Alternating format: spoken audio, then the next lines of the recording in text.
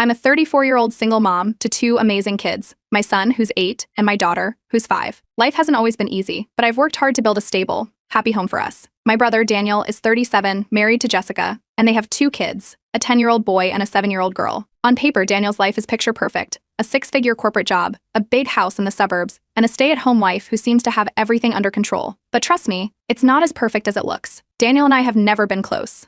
Growing up, he was the golden child, the one who followed all the rules, got straight A's, and made my parents proud. Meanwhile, I was the rebellious one, the kid who questioned authority, made mistakes, and according to my parents, gave them gray hairs. Daniel loved to rub his success in my face, even back then. He was the kind of brother who'd get an A on a test and make sure to leave it where I'd see it, just to remind me how easy it was to be perfect. Our relationship didn't improve much as adults. Daniel's always had this superiority complex. He likes to pretend he's offering helpful advice, but it's always been a thinly veiled criticism of my choices. When I decided to become a freelance graphic designer, he told me it was a hobby job and asked if I'd thought about what kind of example I was setting for my kids. When my son took up dance instead of soccer, Daniel acted like I doomed him to a life of bullying. And don't even get me started on the time he asked if I was saving for therapy because my daughter's favorite color is black and not pink. That's just Daniel. The most recent family gathering is where things really started to spiral. It was a backyard BBQ at our parents' house, a rare occasion where everyone showed up. My kids were running around with their cousins, laughing and having a great time. But of course, Daniel had to make a comment. Loud enough for everyone to hear, he said something about how I let my kids run wild, and how it's no surprise they never listened to anyone. I laughed it off at the moment because I've learned not to let him get under my skin, but I could feel the judgment from Jessica's side eye as she sat there, probably mentally comparing my parenting to her color-coded chore charts and screen time schedules.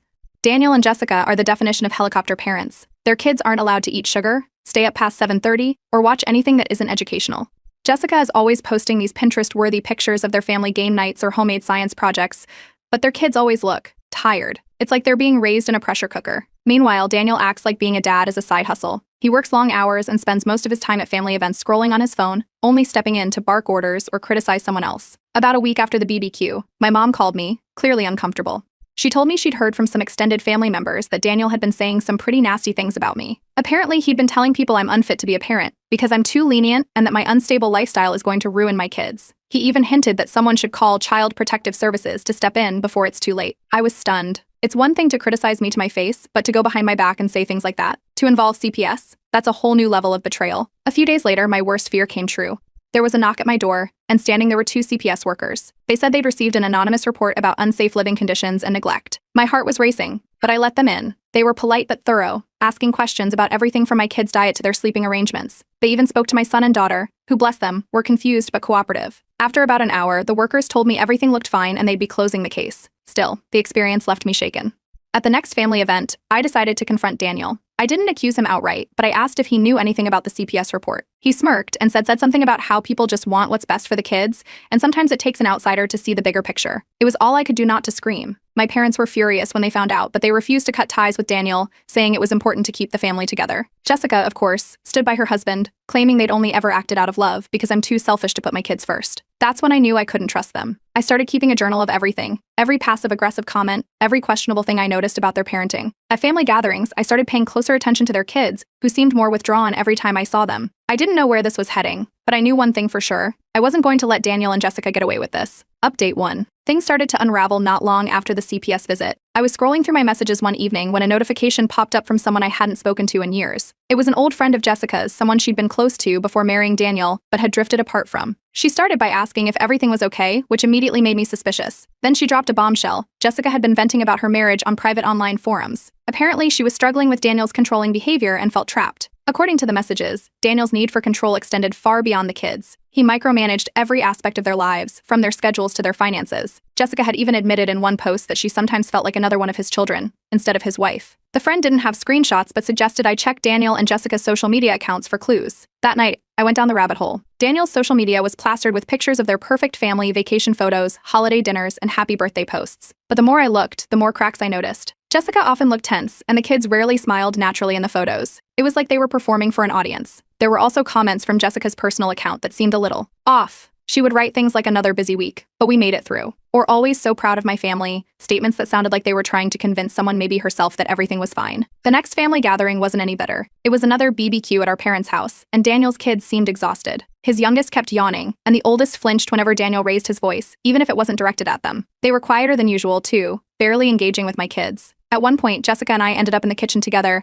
and she let slip that her oldest had been having trouble in school. They'd started seeing a therapist for anxiety, but Daniel thought therapy was a waste of time and only allowed it because the school recommended it. That caught my attention. After the BBQ, I decided to dig a little deeper. I reached out to a mutual acquaintance who worked at the kids' school. She didn't give me specific details, but mentioned that one of Daniel's kids had been struggling with anxiety, and a teacher had expressed concerns about the pressure they seemed to be under. The teacher also mentioned the child often seemed tired and on edge, which lined up with what I'd been noticing at family events. Around this time, I reconnected with Jessica's old friend, who shared more troubling stories. She told me that Daniel was known to yell at his kids when things didn't go perfectly. Jessica had once confided in her that Daniel's temper scared her, but she didn't feel like she could leave because she wasn't working and had no financial independence. The friend seemed genuinely worried, and so was I. Daniel must have sensed that I was paying more attention because he started ramping up his attacks. At the next family dinner, I had a single glass of wine with my meal. It was a rare treat since I don't drink much. Daniel, ever the opportunist, loudly commented on how I always have a drink in hand and made a joke about me being the family's resident lush. It was ridiculous, but the way he framed it made it sound like I was an alcoholic. I knew it wasn't just a jab, it was another attempt to undermine me in front of the family. After that, I started researching custody laws and what constitutes neglect or emotional abuse. It wasn't about revenge anymore. I was genuinely worried about my nieces and nephews. I began keeping meticulous records of everything. Every snide comment Daniel made, every detail I noticed about his kids' behavior, and even Jessica's subtle admissions. I saved screenshots of social media posts and started writing down things I overheard at family events. I debated anonymously reporting Daniel to CPS, but I decided to wait until I had enough evidence. I didn't want to risk having my report dismissed or, worse, tipping him off before I could make a real case. The final straw came at another family gathering. Daniel was in full performance mode, talking loudly about how his parenting style was the reason his kids were so well behaved. Then, out of nowhere, he announced that my kids were probably going to end up in juvie if I didn't parent better. The room went silent. I looked over at my parents, who were clearly uncomfortable but said nothing. Later, one of my cousins pulled me aside and admitted she believed Daniel was emotionally abusive to his kids, but was afraid to speak up because of how intimidating he could be. Not long after that, Jessica sent me a cryptic text. She apologized for Daniel's behavior, calling it unnecessary,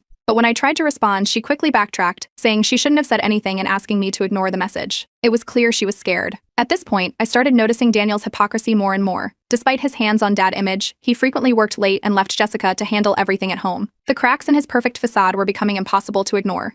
I decided it was time to act, not to get back at Daniel, but to protect his kids. The more I learned, the clearer it became that they were the ones who needed help. Update 2. After the last family gathering, I decided it was time to stop playing defense and start taking action. I contacted a family lawyer to discuss everything: Daniel's behavior, his CPS stunt, and my concerns for his kids. The lawyer listened carefully and offered clear advice: document everything and focus on facts, not emotions. She also reassured me that as long as I kept my own parenting spotless, there was no way Daniel's retaliation could jeopardize my custody of my kids. Following her advice, I began reaching out to family members and friends who had witnessed Daniel's outbursts. Some were hesitant to get involved, but others, like my cousin who had already confided in me, agreed to provide written statements. Each account painted a clear picture. Daniel was controlling, quick to anger, and dismissive of his children's emotions. I also reconnected with Jessica's old friend, who came through with screenshots of Jessica's private posts from years ago. These posts described Daniel's yelling, his refusal to compromise on parenting decisions, and her increasing feelings of isolation. The pieces were starting to come together. Then, I had an opportunity to see things firsthand. I casually offered to help Jessica with school pickup one afternoon. She reluctantly agreed, probably overwhelmed and needing the extra hands. As we waited for the kids, I overheard a conversation between her oldest child and another student. The boy mentioned skipping lunch because Dad said I was getting chubby. My stomach turned.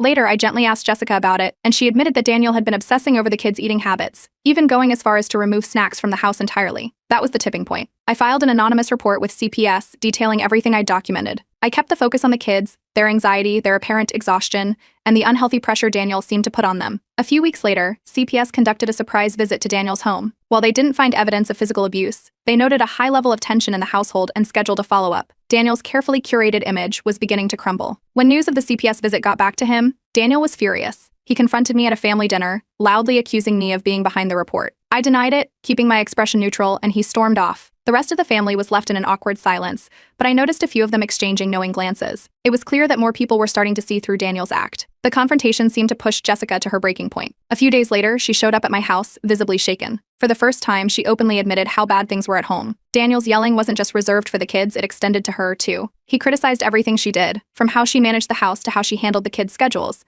She confessed that she'd been thinking about leaving him but didn't know where to start. I gave her a list of resources: women's shelters, financial planning services, and legal aid. I also encouraged her to keep her own documentation, texts, emails, anything that could help if she decided to file for divorce. Meanwhile, Daniel doubled down on his behavior. He pulled his oldest child out of therapy, calling it a waste of time and insisting that their problems could be solved with discipline. This only made things worse. Jessica's old friend, who had stayed in touch with me, shared more screenshots of Jessica venting about Daniel's decisions. The messages were damning, with Jessica explicitly mentioning how Daniel's actions were hurting their kids and how powerless she felt to stop it. I also reached out to the kids' teachers, framing it as a concerned relative wanting to ensure the kids were okay. Without prying too much, I encouraged them to document any concerns they noticed. One teacher later mentioned offhand that they'd already been keeping notes after the oldest child broke down in class during a group project. Daniel's public persona started to crack. At the next family event, he lost his temper in front of everyone, yelling at his youngest child for spilling a drink. The room went silent as the child shrank back, clearly scared. My parents looked horrified, but no one said anything, except for Jessica, who quietly led the kids out of the room. Later, a few family members privately approached me, acknowledging that they were starting to see what I'd been talking about. The turning point came when I got a hold of a voicemail.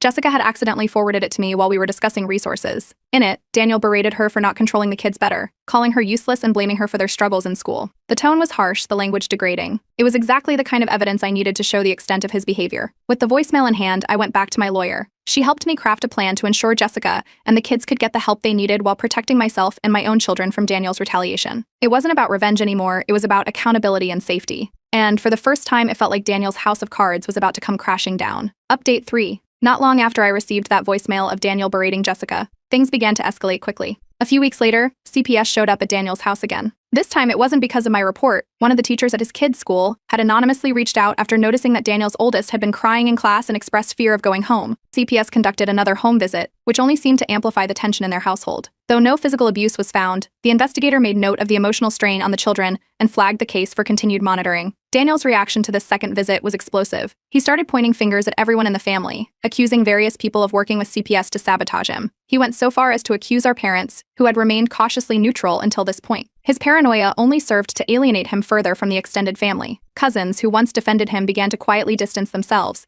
unwilling to be dragged into his drama. Amid this chaos, Jessica opened up to me again. One evening, she showed up unannounced, looking exhausted and stressed. For the first time, she fully admitted that Daniel's abuse wasn't limited to the kids, it extended to her as well. He would belittle her, blame her for anything that went wrong, and control every aspect of their lives, including their finances. She confessed she'd considered leaving but felt trapped because she had no savings and no support system outside of the family. It was heartbreaking, but it also gave me a clear path forward. We started quietly building an exit plan for her. First, I helped her research local women's shelters and legal aid organizations. Then, we opened a separate bank account in her name, hidden from Daniel, where she could start putting away small amounts of money. It wasn't much, but it was a start. I also put her in touch with my lawyer, who began advising her on the legal steps she'd need to take if she decided to file for divorce and custody. Meanwhile, Daniel began targeting me directly. He cornered me at a family event, his face red with anger, and warned me that he'd make sure I lost custody of my kids if I didn't stay out of his business. I stayed calm, refusing to engage, but I made a mental note to document the interaction. Daniel's threats were empty, but they showed just how desperate he was becoming. Around this time, a new witness emerged. A neighbor of Daniel's approached me at a community event. They'd overheard a heated argument between Daniel and his oldest child, where Daniel had been shouting so loudly that the neighbor could hear every word through their closed windows. They described the language Daniel used as intimidating and said it left them concerned for the kids' well-being. The neighbor offered to provide a statement if it was ever needed, which felt like a significant win. The real turning point came at another family gathering. Daniel's oldest child pulled me aside while the adults were distracted.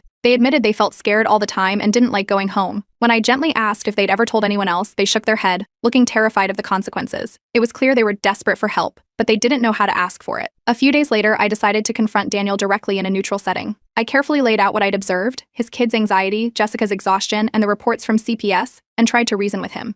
Instead of listening, he doubled down, accusing me of being a homewrecker who was trying to ruin his family out of jealousy. It was pointless to argue, so I left, knowing that his refusal to acknowledge his behavior would only work against him in the long run. As Daniel's erratic behavior became more obvious, more family members began siding with me. My cousin, who had previously kept her distance, started actively supporting Jessica. Even our parents, who had tried to stay neutral for so long, began stepping in to support the kids, offering to babysit more frequently and subtly helping Jessica with small errands. With encouragement from all sides, Jessica finally took a significant step forward. She quietly met with a family lawyer who helped her understand her rights and options. She began gathering her own evidence, texts, emails, and even recordings of some of Daniel's outbursts. With my help, she started building a custody case that would stand up in court. Then came the breaking point. At a family dinner, Daniel had a complete meltdown. It started over something small. His youngest child accidentally spilled their drink, but it escalated into a full-blown shouting match. He yelled at Jessica in front of everyone, calling her useless and berated his kids until they were in tears. The room was dead silent, everyone too stunned to speak. Jessica stood up, took the kids, and left without a word. After that, there was no going back. Jessica finalized her plans to leave and began preparing the legal paperwork to file for divorce and full custody. Meanwhile, I compiled all the evidence she'd collected, along with my own notes, to create a comprehensive case against Daniel. Daniel's kids started refusing to participate in family outings, citing anxiety. CPS began visiting more frequently, keeping a closer eye on the household. The family began rallying around Jessica, and Daniel found himself increasingly isolated. Jessica thanked me for my support and promised to see the process through. As we both prepared for what was to come, it was clear that Daniel's carefully constructed facade was crumbling. The worst was still ahead, for him at least. For Jessica and the kids, the future was finally starting to look brighter. Update 4. The turning point came when Jessica officially filed for divorce and requested full custody of the kids. The legal paperwork outlined everything: emotional abuse, controlling behavior, and a toxic home environment. It was the culmination of months of planning, evidence gathering, and quiet determination. Daniel was blindsided. True to form, his first response wasn't self-reflection, it was retaliation. Daniel immediately tried to block Jessica's access to their joint bank account. She discovered this when her card was declined while trying to buy groceries for the kids. Fortunately, we'd anticipated this move. Jessica had already set up her own account with the help of my lawyer, and I stepped in to cover her immediate expenses until she could get everything sorted. It was a small victory, but it gave Jessica the confidence to keep pushing forward. Daniel didn't stop there. He launched a full-blown smear campaign against both Jessica and me, calling family members and mutual friends to set the record straight. He told anyone who would listen that Jessica's divorce filing was a lie orchestrated by me, claiming I'd manipulated her into leaving him out of revenge. He painted himself as a victim, insisting he was just a strict but loving father, and that Jessica was too emotional to handle parenting. It was exhausting, but most of the family had already seen his true colors. The people who mattered weren't buying his story. When the legal proceedings began, Jessica's lawyer came out swinging. The evidence was overwhelming. There were testimonies from teachers who had noticed the kids' anxiety, screenshots of Jessica's private complaints about Daniel's controlling behavior, and documentation from CPS about the emotional strain in the household. Daniel tried to fight back by filing his own custody request, accusing Jessica of being an unfit mother. He even tried to drag me into it, claiming I was orchestrating everything out of jealousy. It was laughable, but it showed just how desperate he was. The most powerful moment came when the kids were interviewed by their court-appointed guardian. Both of them said they felt safer with Jessica and didn't want to live with Daniel full-time. Their oldest even brought up Daniel's habit of yelling and how it made them feel scared. Hearing their voices added weight to Jessica's case and made it clear that this wasn't just a messy divorce, it was about protecting the kids from further harm. When I was called to testify, I kept my focus on the facts. I described Daniel's history of undermining my parenting, his volatile temper, and the effect it had on his children. I presented screenshots, documented Daniel's, and even the voicemail he'd accidentally left, berating Jessica. Daniel's lawyer tried to discredit me, implying that I was biased because of my strained relationship with Daniel, but the evidence spoke for itself. There was no spinning the mountain of proof against him.